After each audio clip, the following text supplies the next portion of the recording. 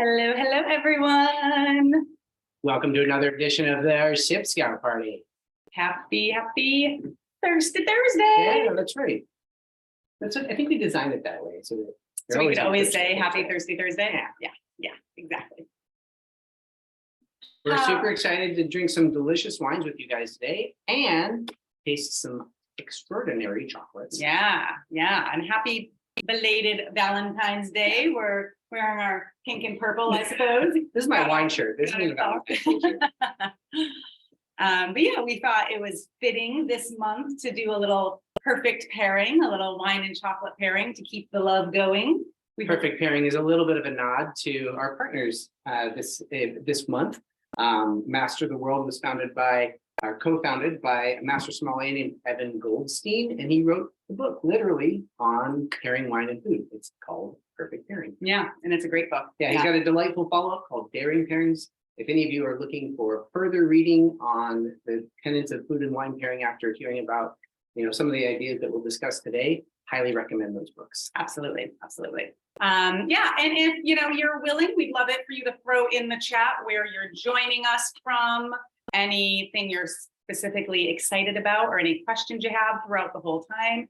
And I think we should just get started. We're just kind of rambling on here as we're, but let's get started officially. So welcome everyone. For those of you who don't know me, I'm Suzanne. I'm the founder of the Crafty Cask.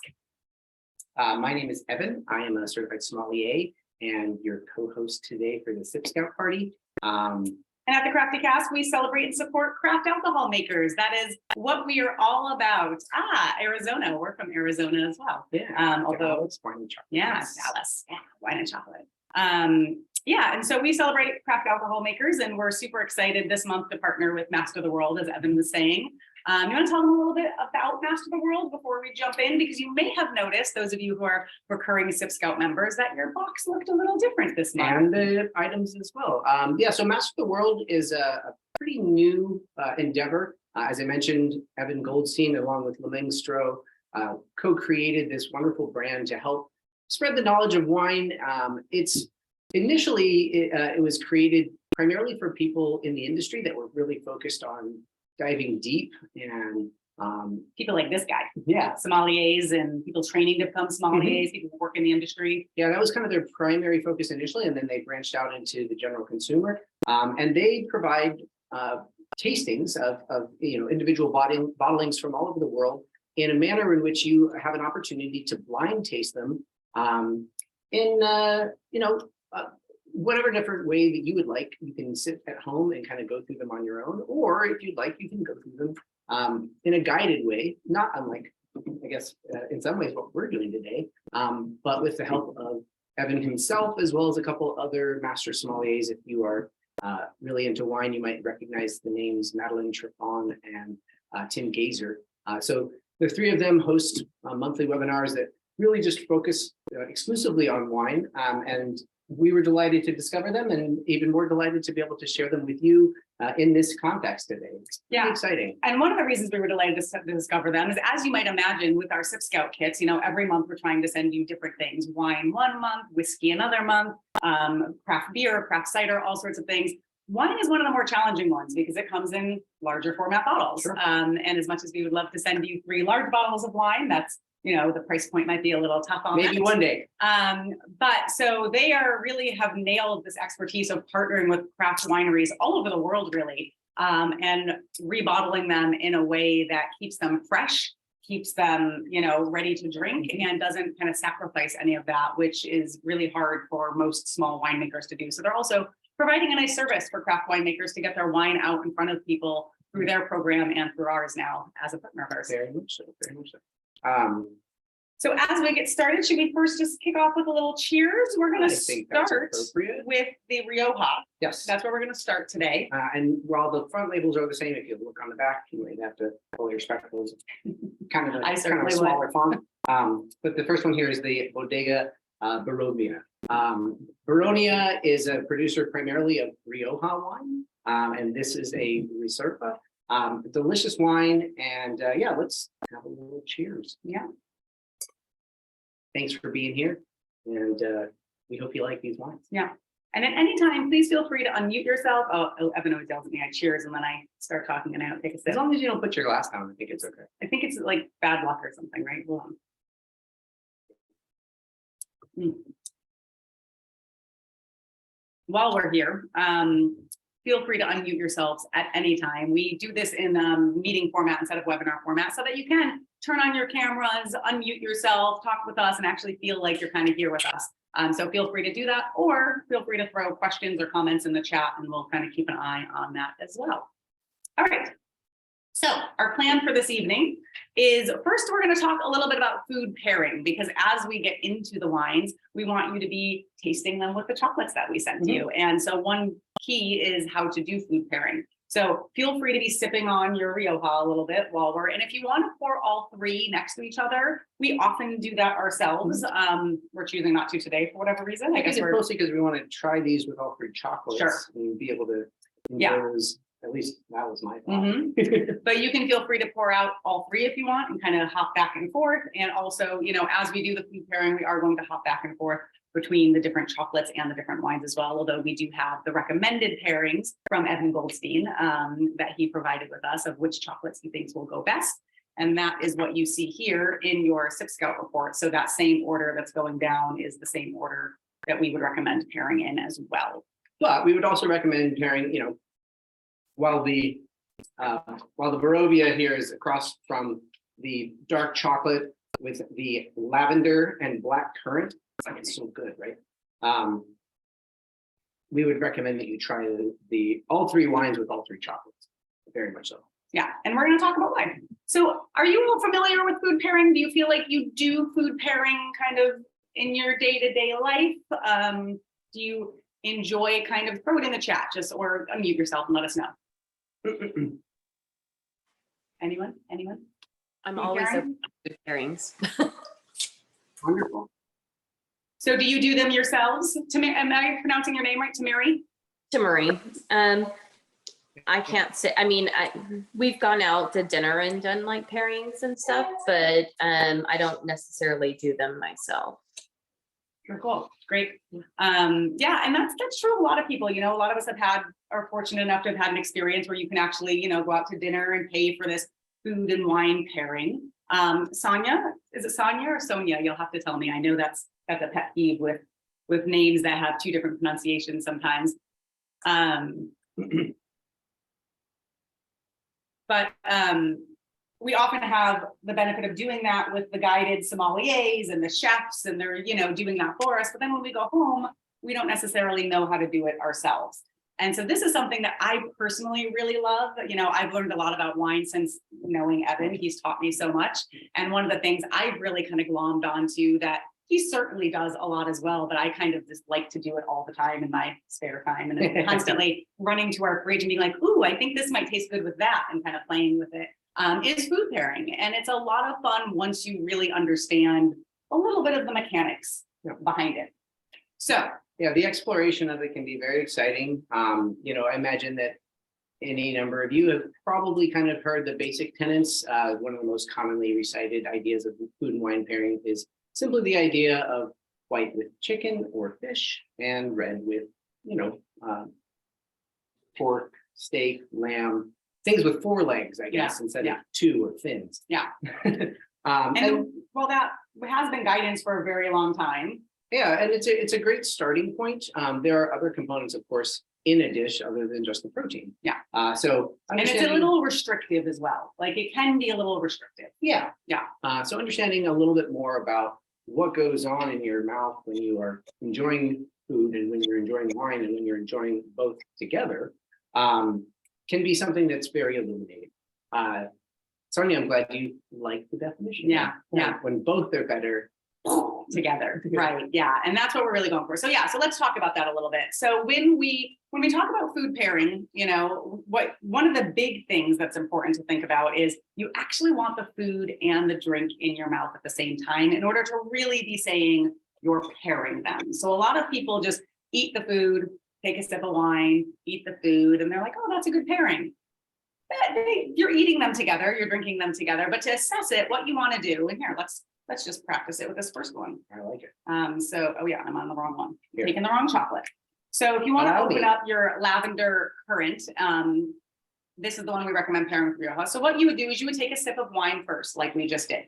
And so let's take a sip of wine. And then if you want to talk a little bit about the wine. And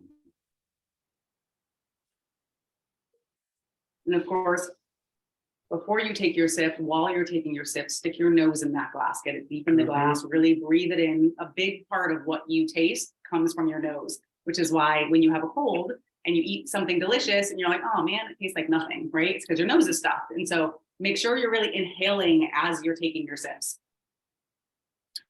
And then after you've taken a sip, take a bite with a nice dark chocolate. Kind of let it melt, slowly soften. Oh no, into it. I messed us up, babe. I put them in the wrong order. I did the wines starting on your side and the chocolate starting on my side. Well, that chocolate's so delicious. My chocolate is Let me delicious. get on some of that. Yeah. So, And then before you swallow the chocolate that's in your mouth, what you want to do, or is on you- your second bite of chocolate, either way. yeah, at some point, you want to take a sip of wine while the chocolate is still in your mouth, or whatever food it is that you're pairing with. Right. And then kind of chew them together. So And finish chewing the chocolate with a little bit of that wine liquid, the liquid from the wine in your mouth, and then see what's going on. And it's important though that you assess the wine first, you assess the food first, and then you kind of assess them together. all right, now that's the true representation here. I was gonna say the lavender is very subtle in that one. Well, that's delicious. That is really delicious.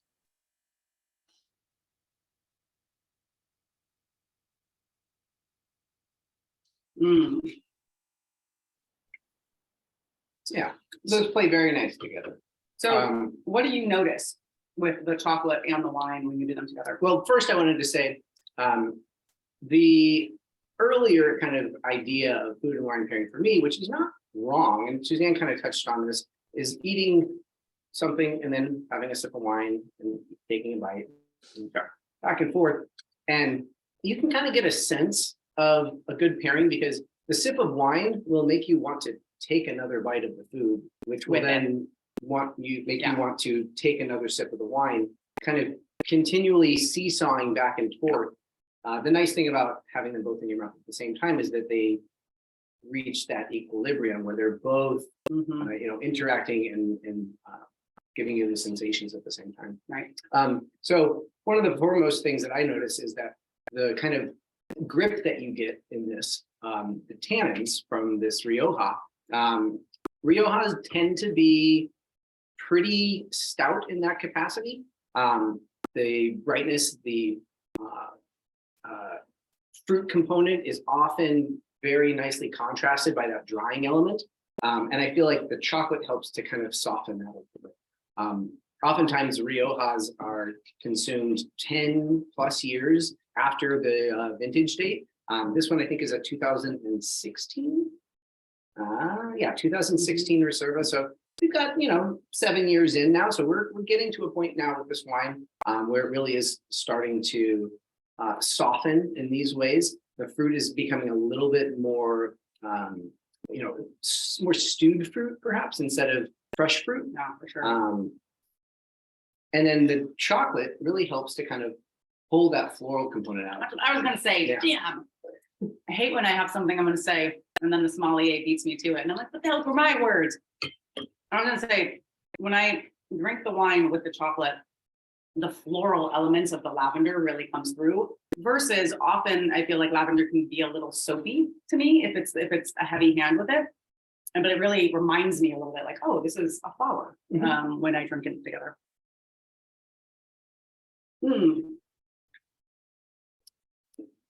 Good point, Sonia. So Yeah. you also are looking for, the interactions in the other direction. So the way that the chocolate is very pronounced with that black currant and the lavender shining through, having the tannins and, the alcohol component of the wine helps to kind of wash your palate off and allows it to not kind of, coat as thickly as it would if you were just eating the chocolate on its own. Right.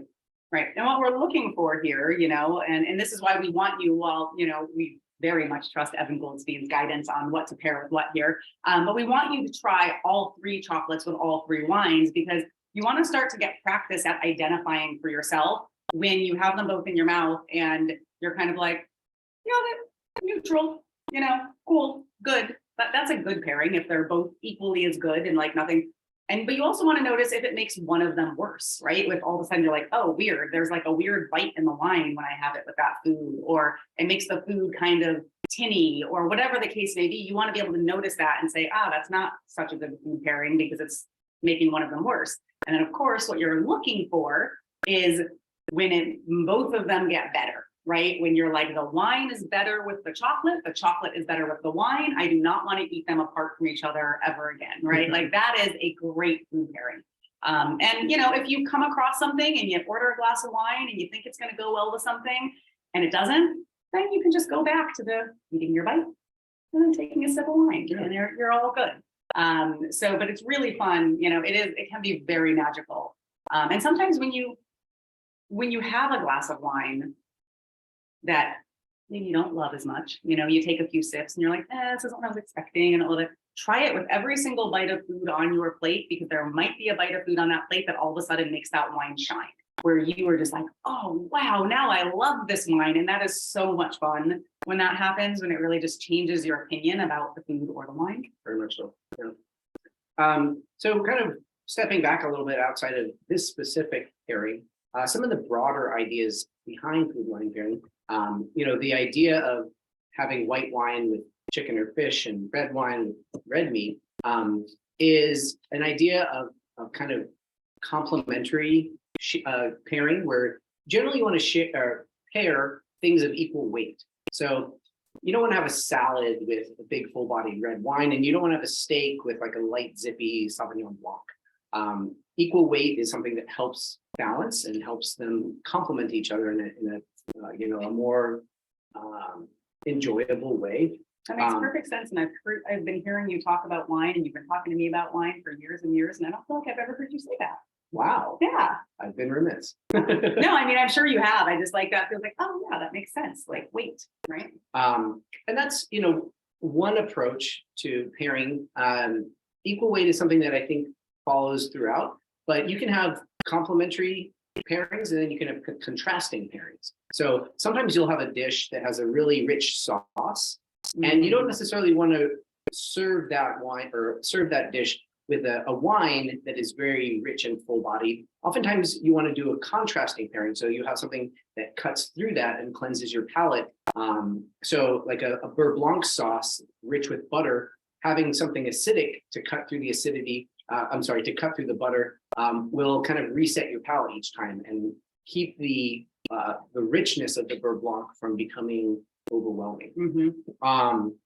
But other times you want richness with richness a little bit, right? Sure, so one of our favorite food pairings is Chardonnay and popcorn. And so, you know, and that is one of the, I tend to like Chardonnays that are a little leaner, not the buttery kind of Chardonnays, but when I'm eating buttery popcorn, a buttery Chardonnay with buttery popcorn is magical, like really, really quite good. And then there's another component that needs to be addressed, and that's saltiness. So, you know, within any dish, you've got kind of 4 primary components. You've got saltiness, you've got acidity, you've got the savory characteristic of it, and then you've also got any spice components. With wine, there's a similar balance with the components in a glass of wine. Again, acidity, but then alcohol, the tannins that we referred to earlier, that kind of drying sensation, as well as the fruit characteristic. Sometimes you might get a little bit of a savory note in some wines, but it's not nearly as common. So those work to balance a dish in the food sake, and then to balance a glass of wine in the wine sake, but there's a cross balance that happens as well. And so if you've got a dish that is not quite salty, but it's right there, serving that with a wine that's higher in alcohol is actually going to enhance that saltiness. The same thing goes for spice. Alcohol increases spice. So if you're eating chicken wings and you know, buffalo wings, and then you take a shot of whiskey, the buffalo wings all of a sudden become really spicy. Sugar works in the opposite way. If you've got a wine that's got a little bit of sweetness, that's going to temper saltiness, and it's going to temper, spiciness. So yeah, those are some ideas. pairing acidity with acidity, with when you're having maybe a salad, a light dish, with a bright vinaigrette and perhaps some acidic cheese like goat cheese, fresh goat cheese. You want to have a wine that's acidic too, because otherwise the wine will feel really flabby with the brightness of the salad. What's another kind of classic with richness? You guys know what the classic pairing with a French sauternes, which is a really rich, very sweet, viscous, sweet white wine. Foie gras. Yeah. Foie gras. So Or you like have a this, liver pate or something like yeah, that. this really rich, dense flavor component. So there's two different approaches, broadly speaking, and that's complementary and contrasting pairings. Pairing weight with weight is another component, and then the individual ingredients. To kind of recap what I said there, tannins are very, very healthily paired with anything that's rich in fat and protein. Alcohol is paired better with things that are low in spice and salt, unless you want to amp up the spice or the salt in the dish. Acidity goes with acidity. And then the big picture, all notwithstanding, one of my favorite ideas is that sauce is the trump card. Doesn't matter what the dish is, if you have a certain type of sauce on it, it will completely and drastically change the flavor profile of the dish, as you well know. You can have chicken piccata, or you can have chicken cacciatore, or chicken or chicken parmesan, and all three Are very different. they're all very different, and going to compel you to have a different wine with each one of those. And that's dishes. where that original pairing guidance that came out, way back when, of like chicken, you always do white wine with. We're a little like, yeah, but like, because really you want to be thinking about the sauce and the sides and the overall like kind of flavor components of things versus just what the protein is. I really like this. This is a delicious, delicious wine. You want to tell us a little bit about Rioja in general, or does anyone have any questions before we? Please feel free to like jump in and just talk over us, because we'll just keep yapping at you about wine.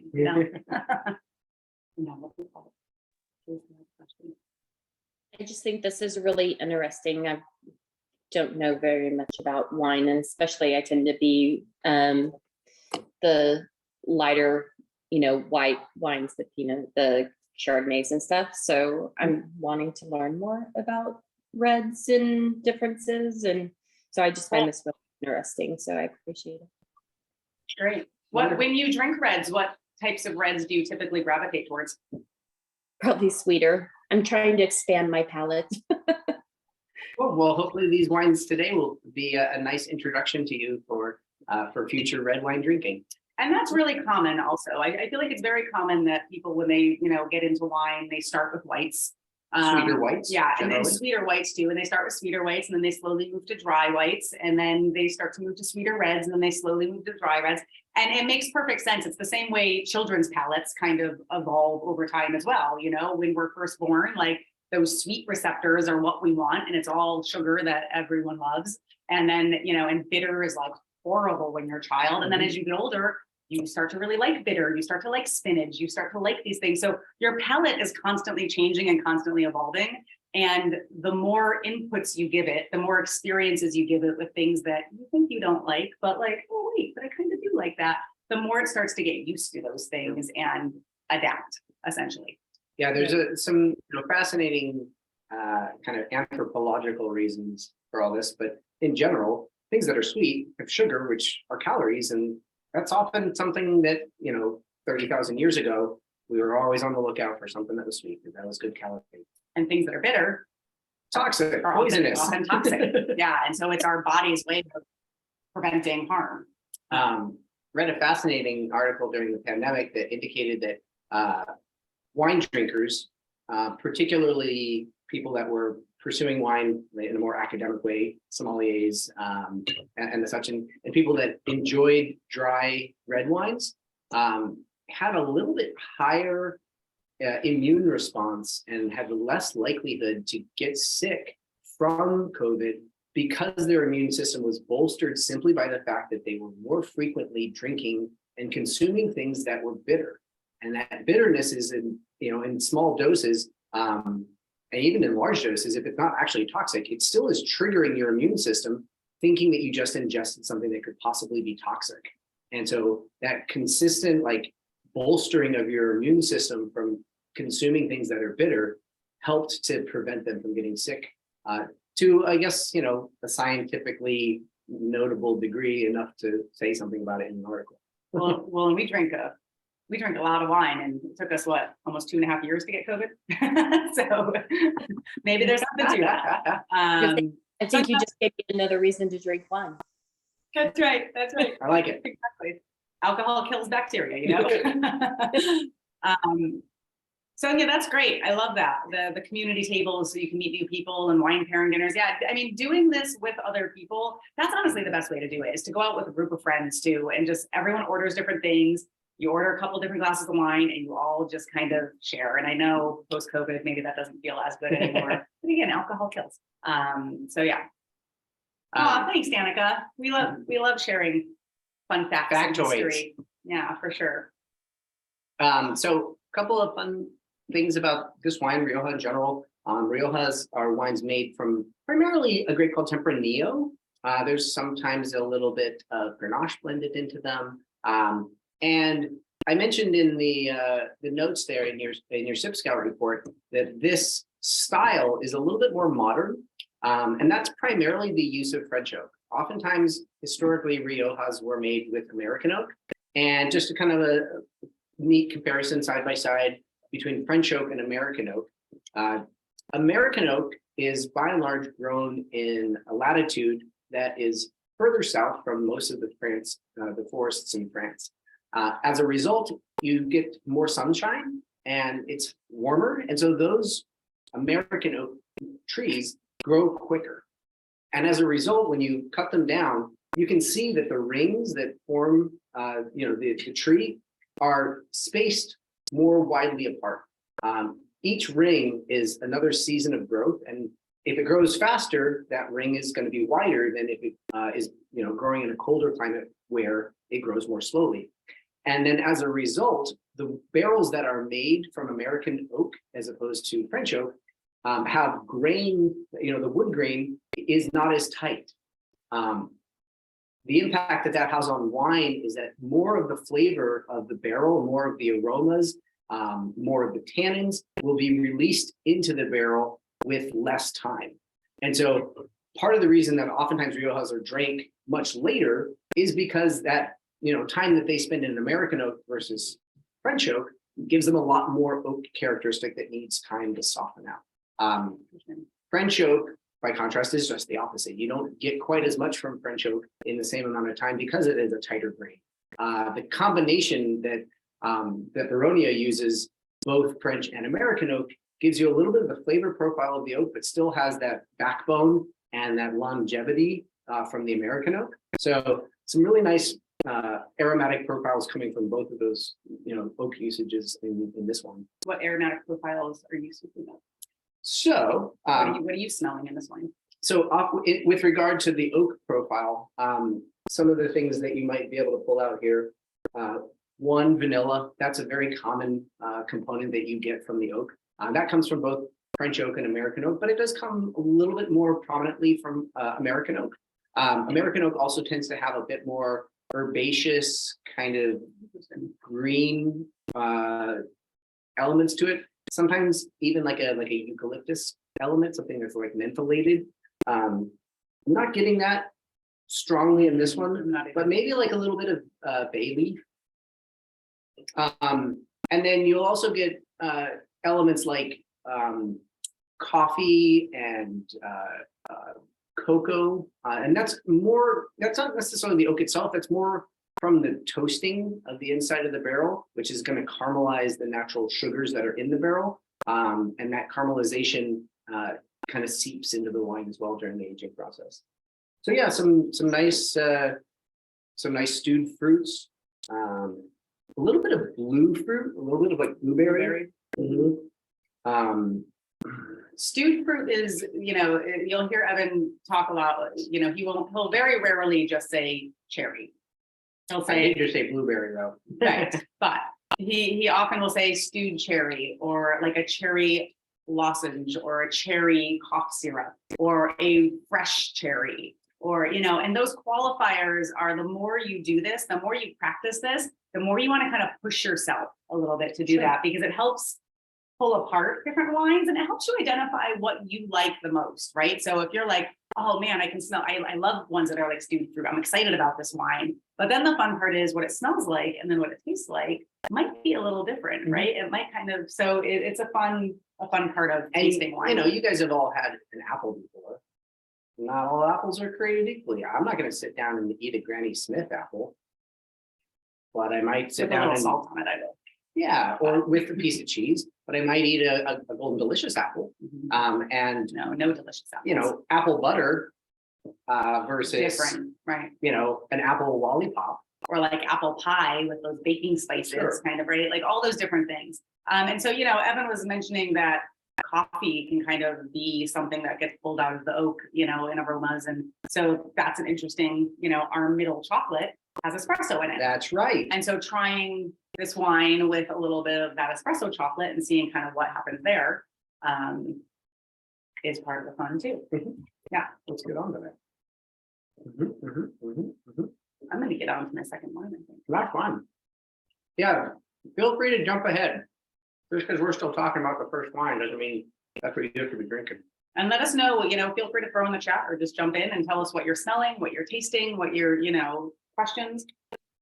The espresso chocolate, it's very good. It's got the little nibs, there's Yeah, like crunch to the it. texture. And there's also like a lot of nuttiness I get from it too. Belge Chocolatier is in Napa, California. And so I found them, and it's funny that what made me think of this is telling the story is the texture of the espresso in there, the texture of the salt.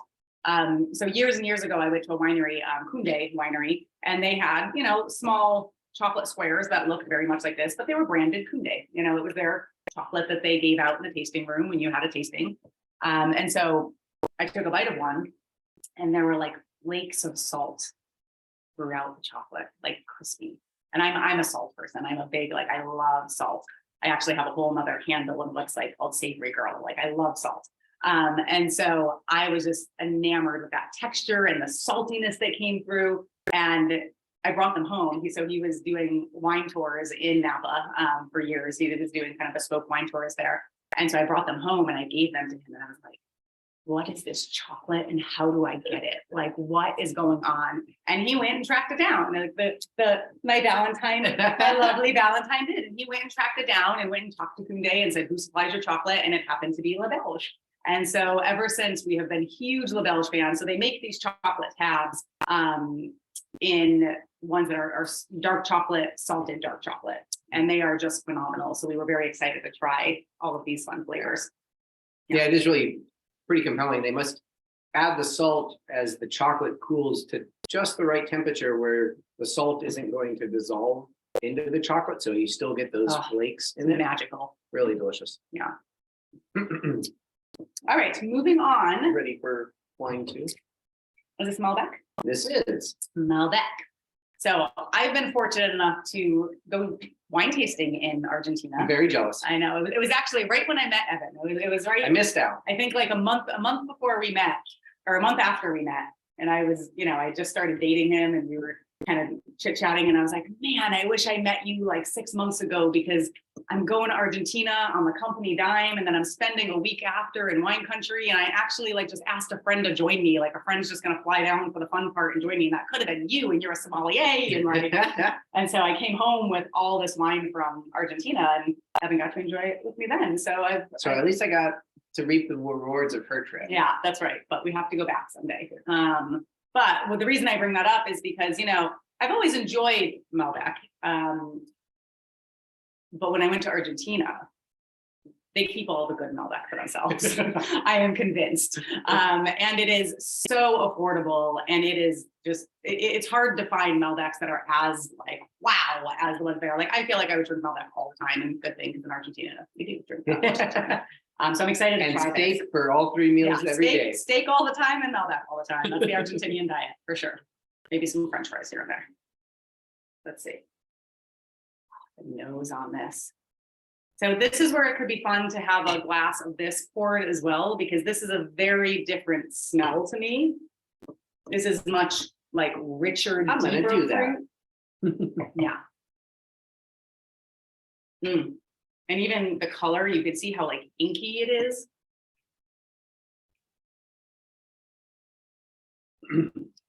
So in Argentina, and particularly this vineyard site, Alto Cedro, is located in the La Consulta appellation, which is a part of the Uco Valley, which is a part of Mendoza, which is probably a name that you've seen on a bottle of Malbec if you have had Malbec before, because that's where the majority of it comes from, at least that you find here in the States. And La Consulta specifically, but the Uco Valley more broadly, is some of the highest elevation vineyards in the entire world. I think the highest elevation vineyard in the world is there. Yeah, I wouldn't be surprised. I think. Yeah. Yeah. So it's at the foothills of the Andes. Oftentimes the vineyards that you look out on in the distance, there'll be snow-capped mountains. It's a really neat, like, ecological place, very isolated from infestation. This is a vineyard plot that is pre the infestation of phylloxera, which was a blight that destroyed vineyards across the world because it just didn't spread in this part of the world very readily.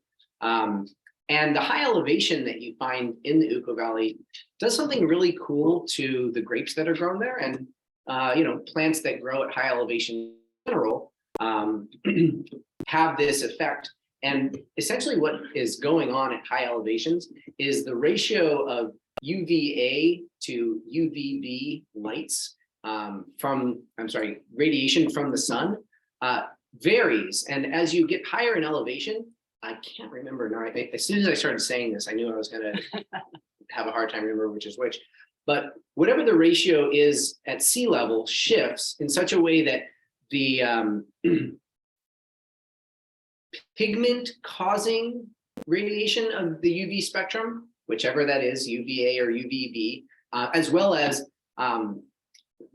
it's the pigment causing component, is increased. So there's more of that makes sense. particular radiation, which is why it's really easy to get sunburned when you're up on the mountain skiing or snowboarding, even though it's not hot and you're pretty well covered up, because there is a higher amount of that particular UV radiation.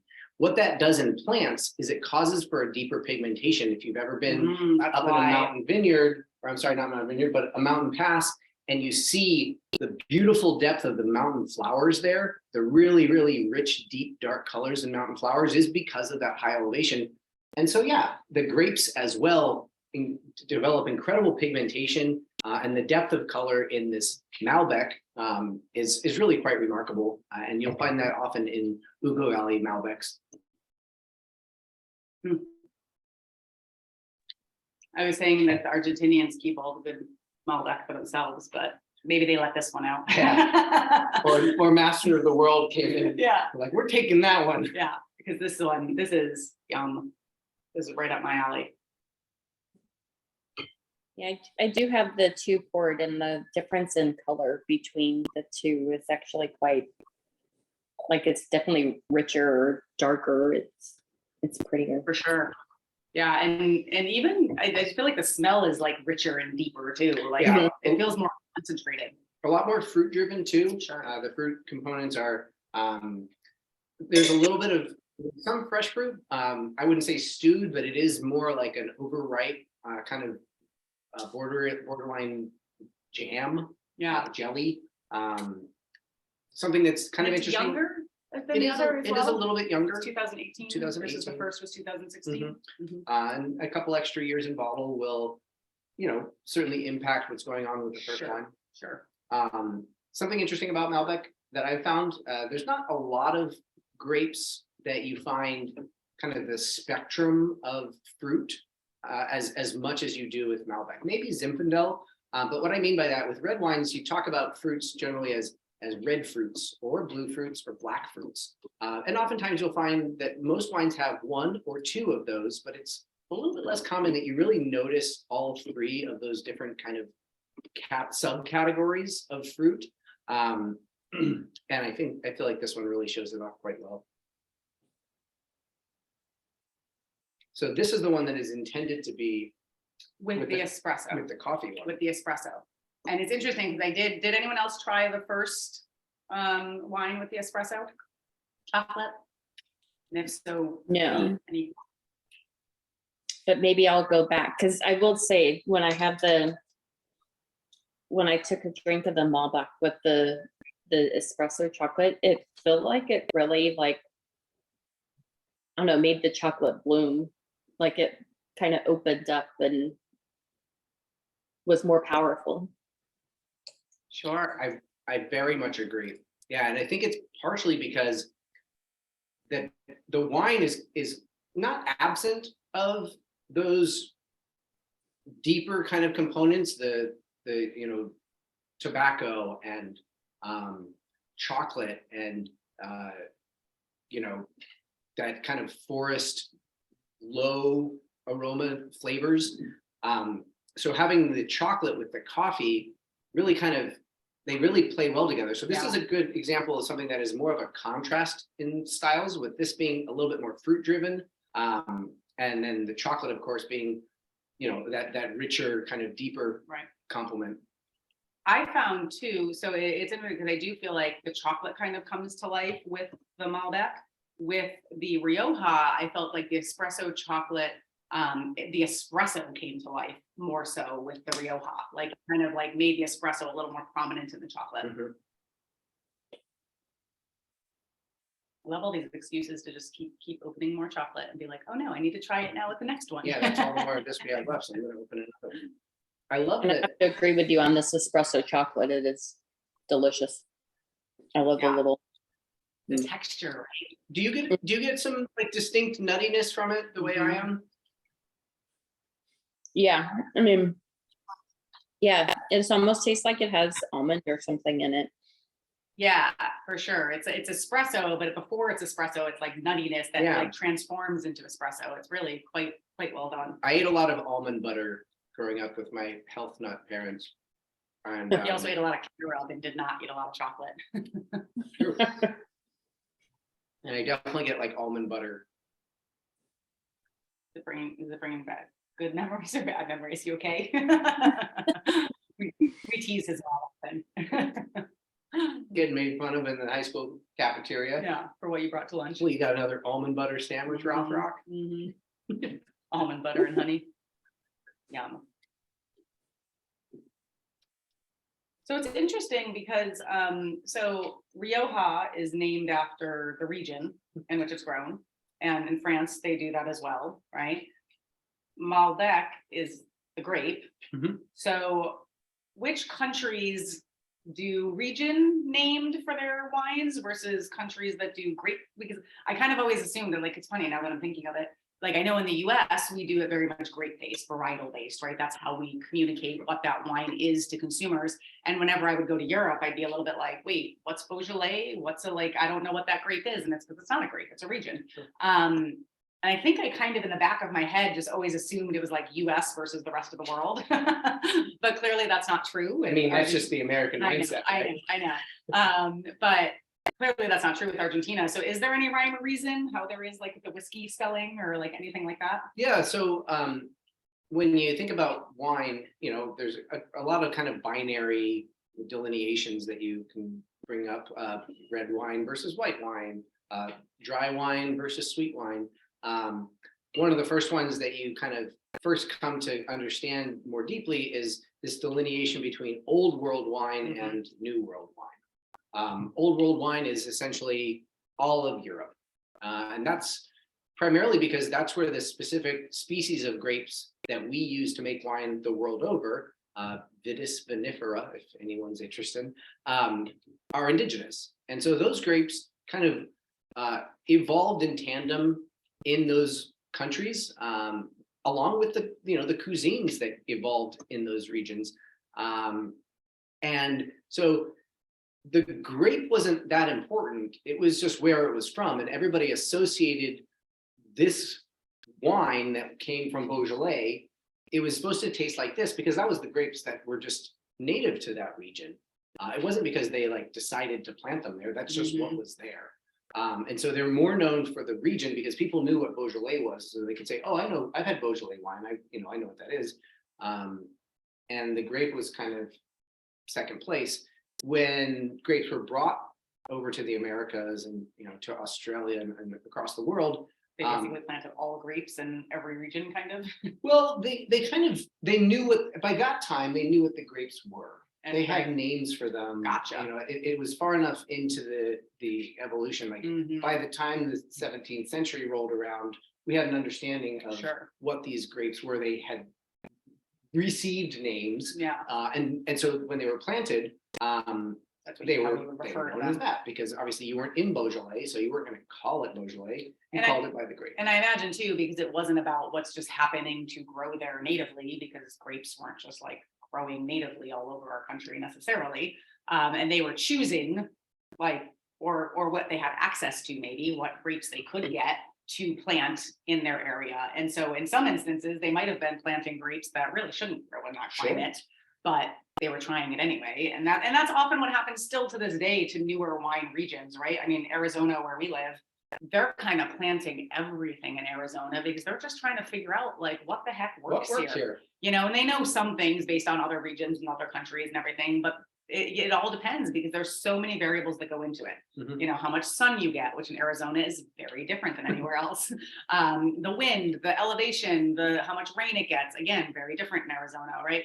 And so all of those things make a big difference. And so it's kind of fun to be in Arizona, which is kind of a burgeoning wine region in our area, to see like the variety of wines that are there, and then starting to figure out like, we probably shouldn't make that here, and some that I've never heard of before, like Pic Pool Blanc, right? Pic Pool Blanc is everywhere in Arizona, and it's a white wine, and it's freaking delicious. And I've like never seen it anywhere else. So it's kind of fun to play that region grape game. Yeah, the different, and a lot of the grapes were probably just brought over in suitcases by migrants that were moving here. And Italian immigrants are just like, well, we've got this vineyard back home in Umbria. Clip. Like all my plant cuttings from San Francisco that I'm bringing back to Arizona with us. Exactly. They have no business being there, but I'm going to try planting them anyhow. We keep going on walks around San Francisco, and I'm like, can we just cut a little piece of that plant and I'll bring it home with me? Yeah, this is really quite nice. Oh, interesting, Sonia. I just tried that same one, and I kind of agree. Yeah, the chocolate does taste bitter. Yeah, I agree. I just tried that myself while Evan was kind of talking about the regions and the grapes, and I was also feeling like, whoa, that's like very like bitter chocolate kind of coming through at the end there with that. And so it's interesting, these chocolates, if you notice on your SipScout report, they all have a different percentage of cacao. And so that's something that's at play here too. Typically, I think darker chocolates pair a little bit better with red wine versus milk chocolate. Yeah, exactly. So the more cacao you get in there, often the better you would think it would pair, but sometimes it can be too much. It can be too much cacao for that specific wine. Yeah, Terry, to kind of expound a little bit further on that, in general, milk chocolate tends to be sweeter than dark chocolate. Simply having less of the cacao in it. I mean, even with a low percentage, like this first one, I think is only 54%. Yeah, that's it. Yeah, the dark chocolate lavender with black currant is only 54% cacao, but the complement there is cocoa butter instead of milk. And so the cocoa butter helps to carry a little bit more fat than you would with just milk. And that helps when you're drinking a dry tannic red wine. In general, red wine that is dry is quite challenging to pair with anything sweet. And in fact, pairing dessert with wine is one of the primary things that you want to do when you're pairing sweet. Is the wine actually needs to be sweeter than what it is that you're eating that's sweet. Which is so counterintuitive for the most part. Otherwise, the wine tends to be bitter and kind of unpleasant. Yeah, and it's so counterintuitive to me because you always think like, oh, I have dessert, so I want like a glass of milk with it or some coffee with it or some, but with wine, it is like you want a sweeter beverage with it and it really, I've tried this many times with you and it definitely is true. Yeah, and with coffee, coffee has a lot of acidity.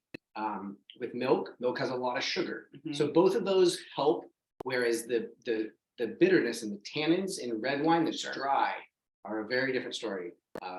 Sweetness and bitterness, the tannin bitterness are pretty tough.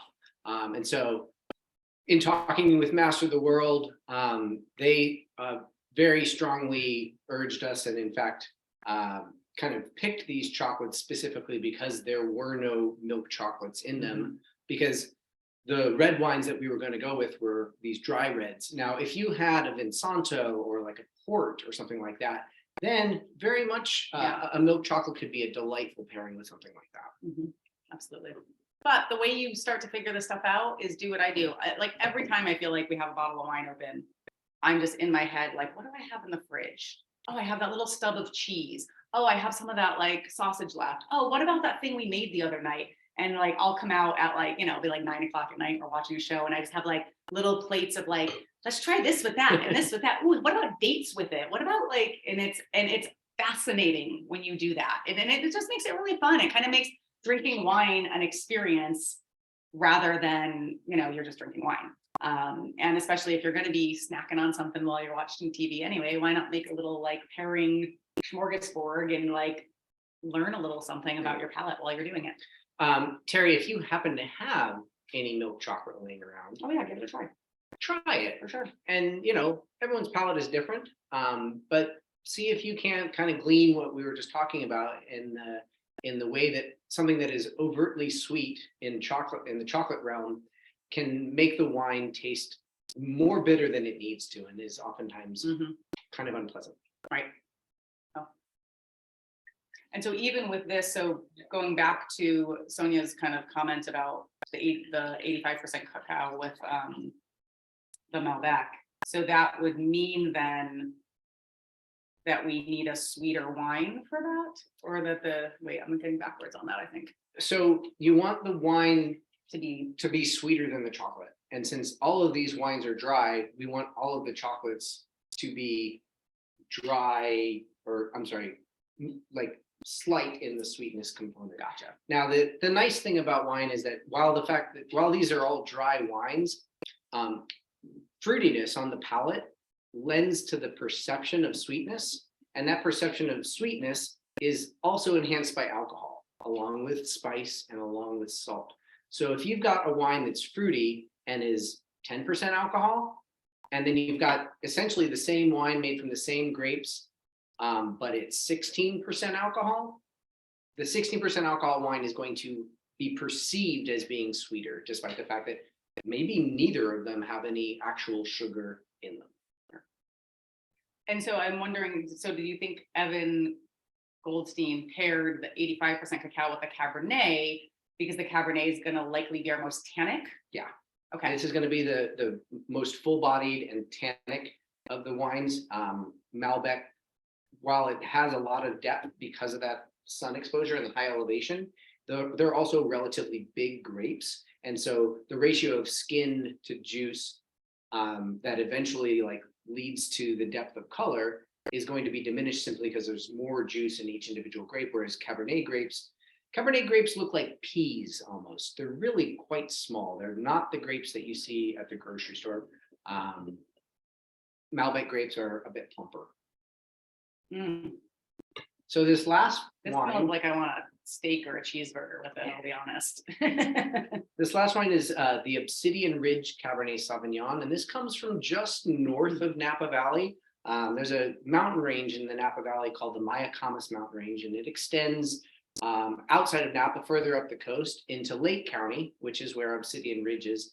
And while the highest vineyard in the world, I believe you're right, is in either Salta or Uco Valley. Yeah, thanks so This vineyard for Obsidian Ridge, at least one of the sites that they harvest and farm, is in even higher elevation than the Malbec we just had.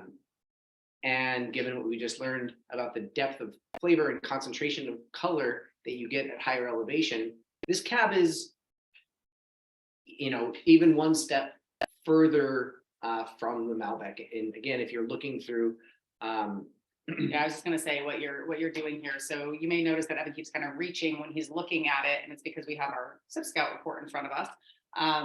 And so when you're assessing color, you really want to have something white background.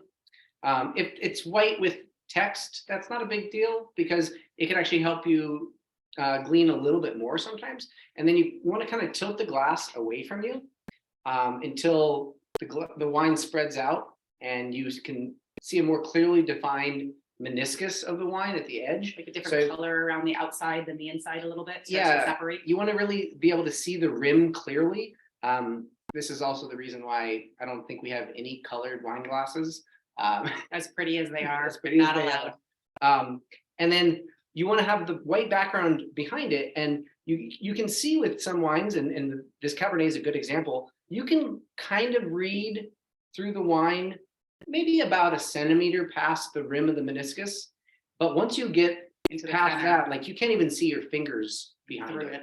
Right. Now, Now, if you did that with a Pinot for like the stark contrast, you might be able to read a you resume. might be able right to through it. actually read right through it, right through the center of it, right? And so that's kind of a fun test, and that really is a good indicator of body a little bit, right? Oftentimes, Like, yeah. and when you think of body, you know, you often talk about milk, you know, and I know I say milk funny, but you know, skim milk versus whole milk, that would be the body, right? Much fuller body versus a much lighter body. And a Pinot would be more like a skim milk, often, not all of them, especially Oregon Pinots maybe.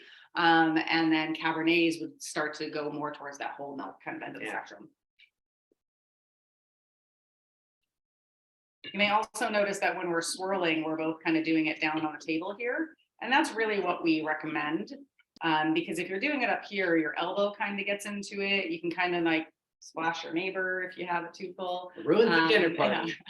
Yeah, Jay, get it in there. But really, because you want to actually get it moving pretty good. This isn't just to look pretentious, which sometimes it helps you do too. But you really want to almost hold it like a pencil down here and really kind of get it moving. Because the more you, and if you haven't done that yet, smell it before you do that, and then do that and really kind of get it whipping around in there a little bit, and then bring it up and smell it and see what a difference that makes. And especially the longer it's in your glass, the more those aromas start to dissipate. That kind of helps, you know, freshen them up again so you can find it. A fun way to kind of play with this and understand more of the effect is simply to pour 2 glasses of the same wine. Yeah. Let them sit there for 10 minutes and then grab one of them and whip it around for 30 seconds and then smell them both. And what you'll tend to find is the one that's been sitting there a while will show off more of those low notes that have kind of collected as it sat there. The cedar and the tobacco and the coffee and the chocolate and the chicory and the forest floor and all those kind of, you know, sometimes frankly a little bit unappetizing descriptors. Whereas fruit aromas are more volatile. So as you swirl the wine, they're going to be kind of almost leaping out of the glass. You don't even necessarily always have to put your nose in the glass. You might just be able to hold it right here and they're just wafting right out of there. Sonia, I'm curious if you've tried this third wine with the 85% yet, and what your thoughts are on that. I have She said she some really thoughts. likes the way it smells. Yeah, it does smell like, and that is funny when it's like the smell versus the flavor versus like, we often talk about those as break your neck a little bit. Break your neck. Yeah, when you smell something and you think it's gonna taste like this, and then you take a sip and you're like, wait, what? Like, that's not what I was expecting. That can be really fun. That's actually whenever that happens to either one of us, that's when we slow down and have a conversation about Hold wine. it. And come back and we do all of our tasting techniques. We smell it, we swirl it, we taste it, we swirl it again, and we really have a conversation about like what we're smelling, what we're tasting, because that's how you learn. And it also, again, makes it like an experience. Yeah, right, Sonia, that's what I was thinking too. I was curious if you were gonna feel the same way. Like, I feel like the chocolate is even better with this wine, whereas it was not with the last wine. And that's such a fun example, like right there. And not everyone might feel the same way, right? Like, we all have different palates. We all have different tolerances for bitterness and sweetness and things of that nature. So if you're not getting the same thing that Sonia is, or I am, or Evan is, that doesn't mean you're wrong. And that's something that I think is really important. And we always try to like reinforce whenever we do these sessions is there is no wrong answer. Like really, it's because a lot of this stuff is based in your memories, what you've experienced, what you've smelled in your lifetime, what you've tasted in your lifetime, what you like, what you don't like. And that is completely personal. It's just like art, you know, no one, like I always use the example of poor Monet. I pick on him all the time. But I really don't like Monet. I really hate it. And like, obviously it's a great, great artist, right? Not for me. That doesn't make me wrong. That's my preference, right? And it's the same thing with wine. So don't ever let any wine snobs tell you that like you're crazy if you don't like a certain wine, or this is the best wine you've ever had, or like anything like that. Like you're good. It's good, right? With the 85%. So good. No. And I do think of Cabernet and dark chocolate as like one of the classic chocolate and wine pairings. So because we were talking about oak earlier, I wanted to come back to that topic with this wine, because Obsidian Ridge is making their wines with neither American oak nor French oak.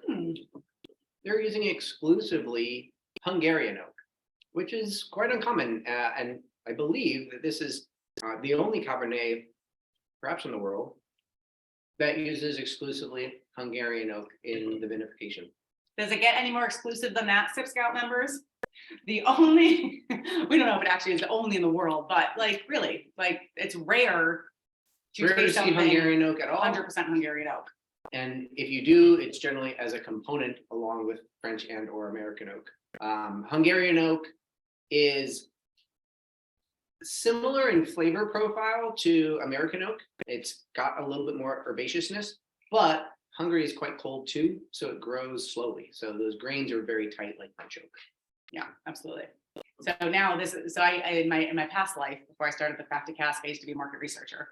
And the market researcher in me is like desperate to try this exact same wine with 100% American oak and 100% French oak, and like really understand what that one variable change does. And that's hard to find and it's hard to do. There is actually a winery in Napa that does that. It's kind of a funny contradiction because they have really fun wine programs like that where you can go and taste and do it right from the barrel and do all that.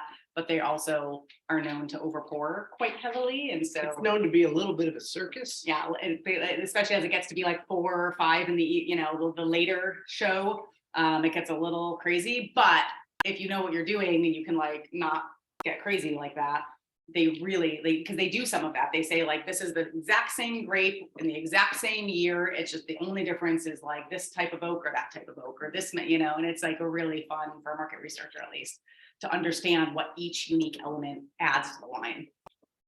With the espresso. Yeah, try the chocolate with the espresso with the Cabernet.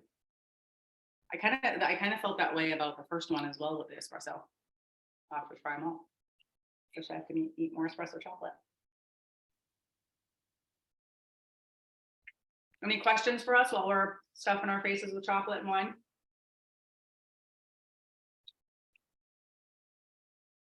So what I feel this brings out of the espresso one is 2 components that I didn't recognize in the wine or the chocolate separately. And the first one is honey, and the second one is black licorice. Interesting. So it's fun when you drink wine with Evan, not to get intimidated by that and be like, what the F, like what, you know, like, but instead go try and find what he's talking about. And again, it's not because he's right and you're wrong or anything like that, but that's part of what makes you better at wine pairing is when you do this with someone else and they say something and you're like, wait, what? But that power of suggestion can all of a sudden make your brain find just a little hint of it. And then if you smell it again, you can find it a little bit more. And then the next time you might be the one to find licorice in something because now you have identified and created a memory in your brain of like, oh, that's what licorice in wine kind of smells like. Right. And so it's fun. So go see if you can find a little licorice and a little honey in there now with the espresso chocolate in particular. In particular. Yeah. And now going back to the Cabernet on its own, I feel like I can kind of suss out a little bit of what the black licorice was coming from. Maybe a little bit more like a root beer element, Sure. but the honey is absent.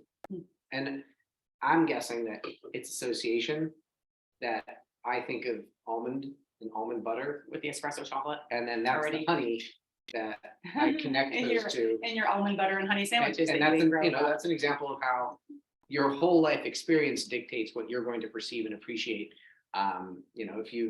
If you've never had lychee fruit, you're not going to be able to pick that out in a glass of Gewürztraminer. Despite Even the fact if that it's a everyone hallmark says that's like a characteristic. hallmark characteristic, and I can't ever find it because I'm like, I don't know what lychee fruit smells like, yeah, that's really fun. Love that. I don't know what to go back to. Yeah, that's a good question. So if you're gonna pour yourself, after you've tasted all three of them, which one are you going back to pour yourself more of? I'm doing the Malbec. I'm gonna try that with the blackcurrant first chocolate. Uh-huh. I was gonna say, I think I like the Malbec the best. Cool. Yeah, I think, We've only tried 2 so far, but we really like them all back a lot. That's the one we're on now. Wonderful. that sounds like Sonia as well. Sounds like we have a winner so far in I the, mean, that's a fantastic Malbec. it is really quite delicious. Yeah. Yeah, that's way fun. With the, Yeah, because the sweetness of the blackcurrant, like that fruitiness with the more fruit character, like fruit forward push of the Malbec.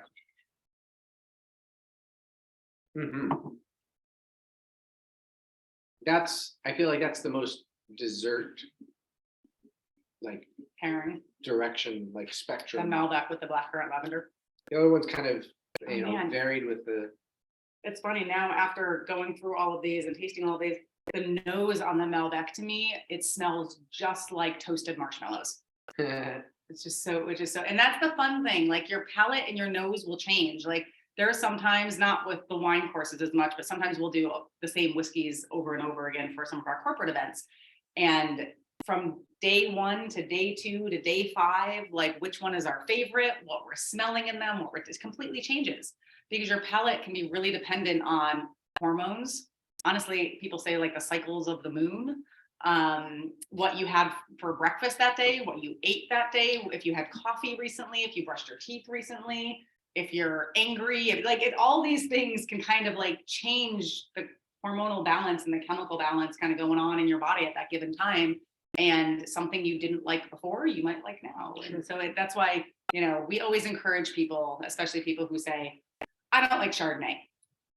Or Chardonnay's picked on not for me. Chardonnay. Chardonnay. And we're just like, you just haven't found the Chardonnay that you like yet. Like, keep trying, persist, persevere. Take 2 bites before you tell me you don't like it. And especially nowadays, for a while, especially with American wine, there were some real like stereotypes of wines going on. There were some real like buttery Chardonnay from Napa, kind of light, almost watery Pinots from Oregon, right? There were some and I think that's what kind of helped people get into wine a little bit because it was very easy to understand. It was very easy to say, oh, that's a Pinot from Oregon, therefore it's going to taste like this. And for a little while, in the mass markets at least, that was pretty true. But now the craft movement has really expanded the spectrums across every wine made in the States, I think. So I feel like, whereas Napa, it used to be like all Chardonnays from Napa are butterballs. Now there are some Chardonnays made there, and Napa is a little harder to find still, but in Sonoma and other areas that are dry, that are lean, that are a little bit more like a Chablis that you would find from France than a butterball that you would find from Napa. And so if there are myths and perceptions that you're telling yourself about what you like and what you don't like in wine, we would encourage you to like open up again. And when you go out to eat, when you go to a bottle shop, when you go to a restaurant, tell them what you like and what you don't like. Don't just ask for a Chardonnay. Say, I don't really love Chardonnays when they're super buttery, but I'd be interested in trying a Chardonnay if you have something that's like on the opposite end of that. And a lot of times they'll say, oh, actually we do. Or maybe you should try a Chablis over here, and let people guide you a little bit to start to open up your palate again. Yeah. Oftentimes when doing wine tours, people, would be kind of explaining to me that they like wine, but they don't really know what they like about it. And in trying to figure out, places that they might enjoy and wines that they might enjoy. I would ask them what kind of food they like, because there is, obviously there's a lot of crossover. If you drink your coffee black, you have a different palate by and large than someone that drinks it with 3 sugars and a ton of cream. What you appreciate in a dish is more often than not going to align with that preference for black coffee or, a double latte with caramel. And one other fun note that I don't know, I kind of go back and forth on this. We were talking about old world wine and new world wine. Wines made in the old world.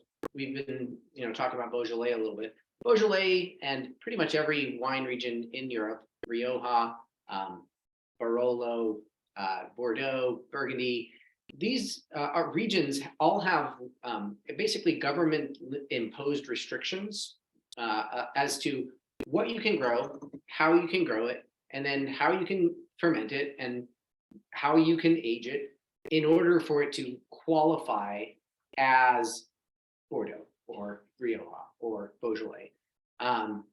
And in some ways, it's something that's kind of restrictive. Not kind of restrictive, it's very restrictive. If you're in Beaujolais, you can't grow Cabernet Sauvignon there and make wine from it and call it Beaujolais. You can over here, you can plant whatever you want, wherever you want, and call it Cabernet Sauvignon. The thing is that when you plant Cabernet Sauvignon in this region compared to that region, the grape, has some impact on what the final wine will taste like, but it's only a portion. Like, it's not the entire reason that it tastes and smells a certain way. There's, the impact of the climate, how ripe it gets, how much sunshine there is, the way that you vinify it and age it, and what type of oak. And so as a result, a Pinot Noir from Oregon versus a Pinot Noir from the Central Coast in California can taste so drastically different that they're not even necessarily recognizable as the same grape. And in that way, I kind of see the way that they do it in the old world as a bit of a virtue, because as a consumer, if you do know what Beaujolais tastes like, you can confidently order a Beaujolais and it's going to taste the way you expect. Whereas here, if you order a Pinot Noir, if it's grown, like we just said, in the Oregon, coast versus, in Oregon versus the Central Coast, you might be like, that doesn't taste like Pinot at all. Yeah. So there's a trade-off. The creative ability to experiment here in the new world versus the consumer reliability of knowing effectually, within a range, what you're going to get when you purchase something that says Rioja on it. Yeah.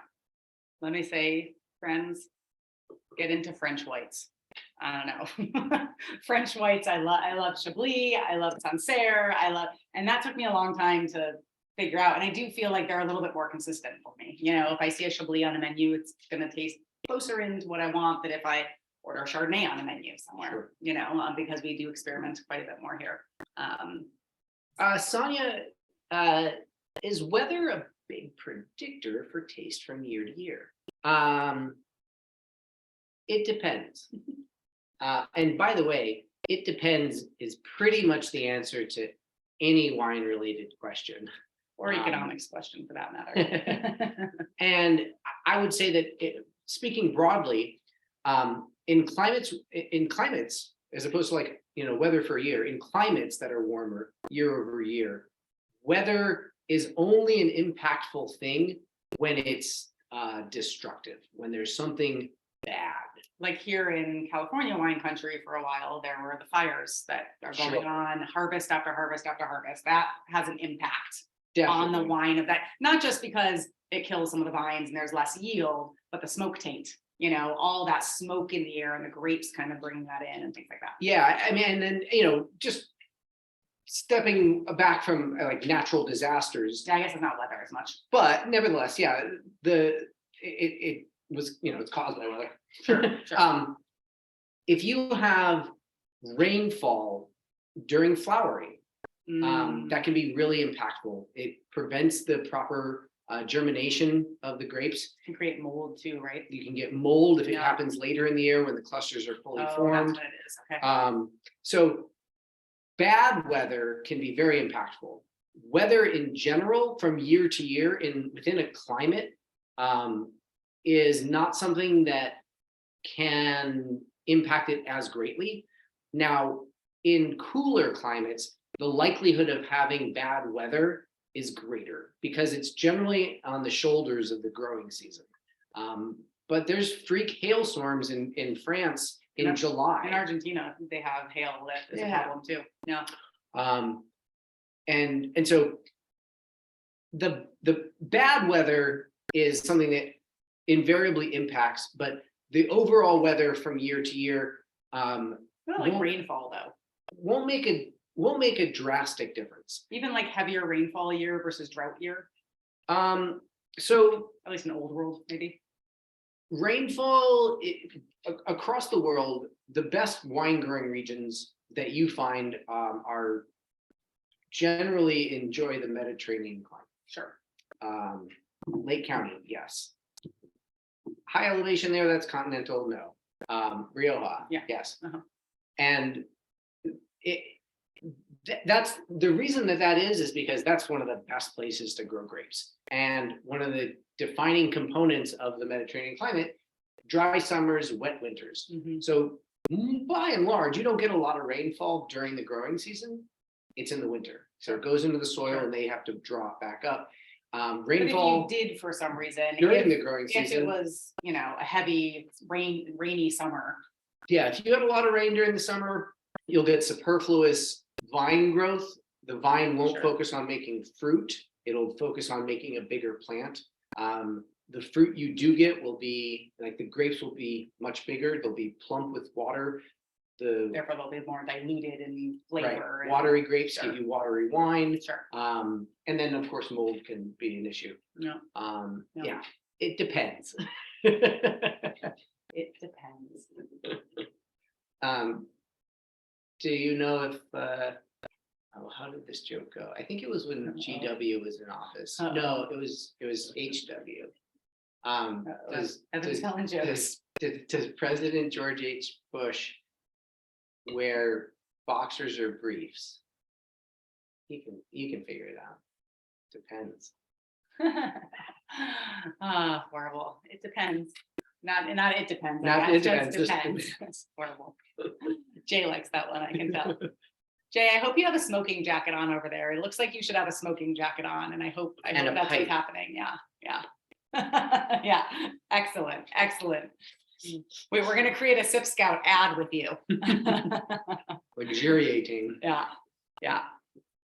Speaking of a SipScout ad, so this is our 6th month. Yay, SipScout 6-month I know. anniversary. Thank you for being here, and to all of our earliest members, many of whom are not here today, and we're casual with this, and we just Some hang of out you with are, whoever and thanks shows for up. being here. Yeah, so we would love it, if you're having a good time tonight, if you enjoy getting your SipScouts in the mail every month, we would love it if you would leave us a review on Google. We're, for the first 6 months, we kind of rolled quietly and kind of brought new members in because we were kind of figuring some of the logistics out and all that kind of stuff. But now We're ready to blow it out. we got our feet under us and we're ready to grow, and we're ready to join, because how fun would it be if like a bunch of your friends from all over the country were doing this every, once a month with you, and you were seeing their faces and you could be chatting them privately as we're doing this. And so we're ready to grow. We're ready to make this happen. So I just put the link in the chat if you wouldn't mind, if you're having a good time and you love what you do or what we do, we would love a review. Very much obliged.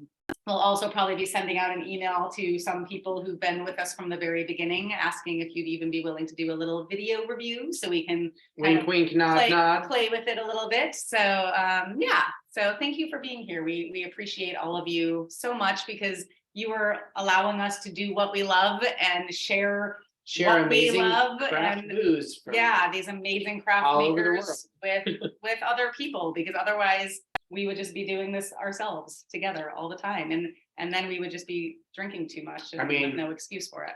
Suzanne would be doing it without me because she just had all the chocolate to herself.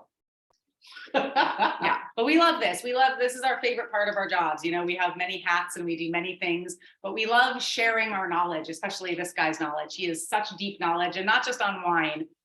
He's a certified sommelier. He's been a mixologist for years. You know, he has so much knowledge to share, and he tries to teach me all of it. And you know, I can only take so much, guys. You guys got to learn it too, and you got to ask him questions too. You got to keep him engaged. So yeah, so we love this. So thank you for being here.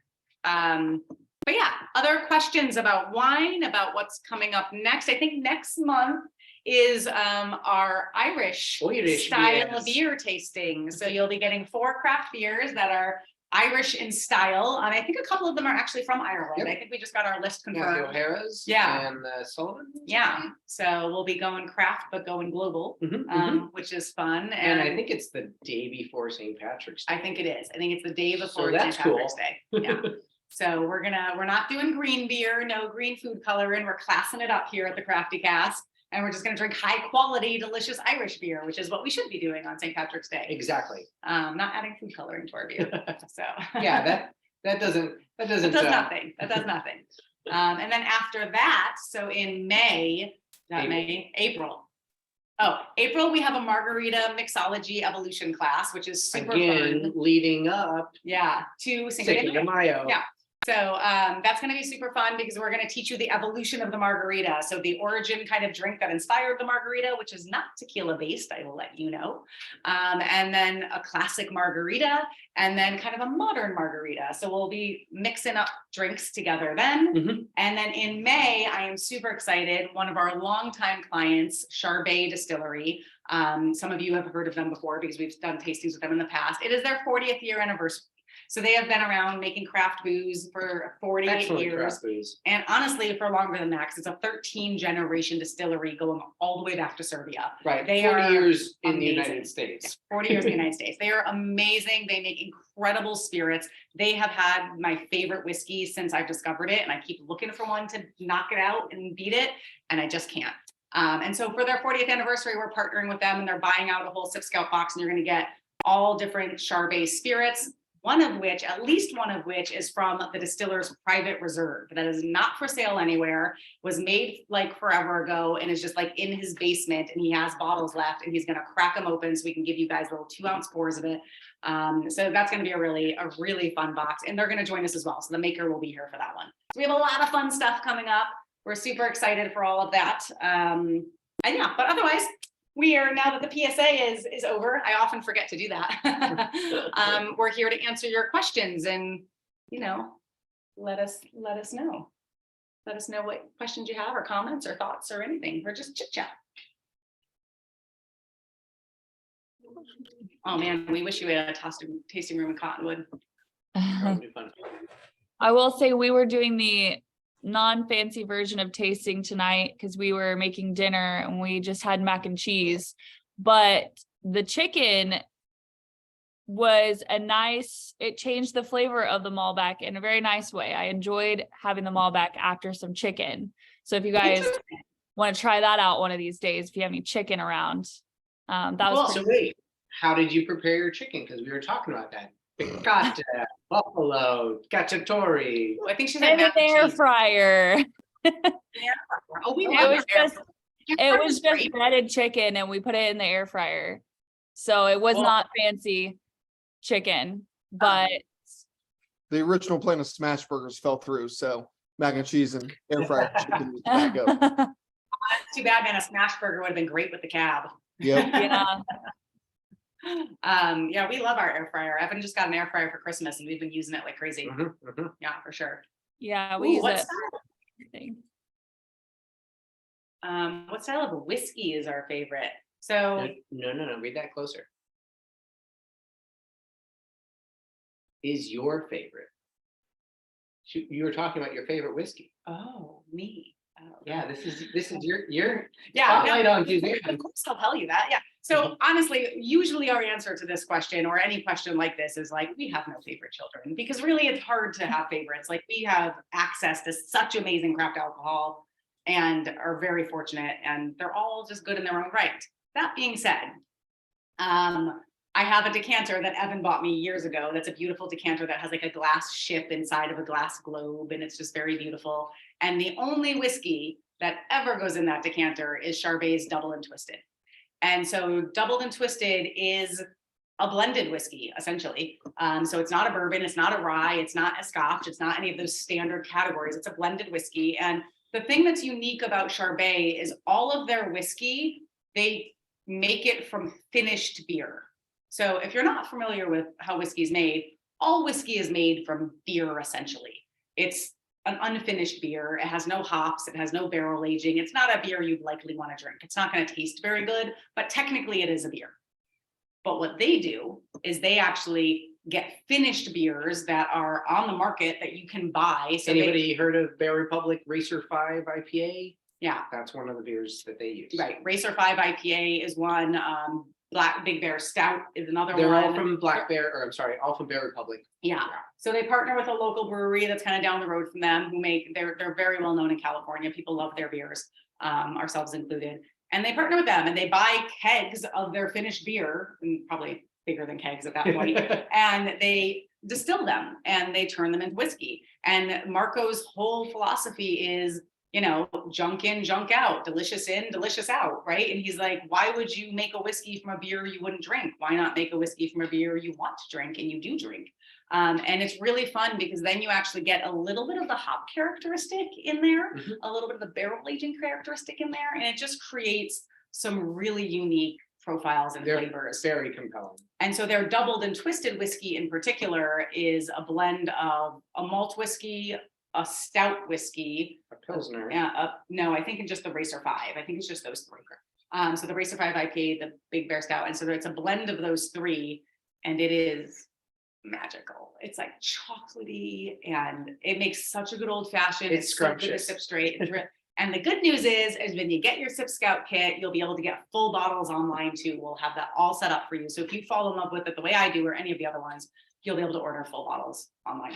So we're very excited. There's only going to be 100 of those kits available because it is a special 40th anniversary where they're pulling from their reserve cellar. But yeah, we're excited for that one. Aw. Nice little quiet dog versus our cat. I'm surprised our cat isn't meowing up a storm. She's been very vocal since we've been here in San Francisco for some reason. Where are you guys right now? We're back at our place in San Francisco. Our tenant moved out, and so we rented out furnished intentionally so that we can do this. So whenever a tenant moves out, we can come back for a couple of weeks and hang out while we find a new tenant. So yeah, it's kind of good to be home. Yeah, just a few more days left here. It's been a whirlwind. Yeah, for sure. Other wine questions? We know we're up on time here pretty much. So if anyone needs to drop off, please feel free. We thank you for being here. We hope you enjoyed these wines. Uh-oh, are we out of wine? We are out of wine. You can't- That's okay. But you can't cheers with an Oh, empty glass. yeah, that's true. Very true. Thank you. Yeah, you can't cheers with an empty glass, people. Just bad luck. So we thank you for coming. If you need to drop off, please feel free, but we'll hang out and chit chat a little while longer if anyone wants to join. And we hope to see you next month. Yeah. Yeah, for our beer tasting. And if you are kind enough to leave us a review, thank you very much.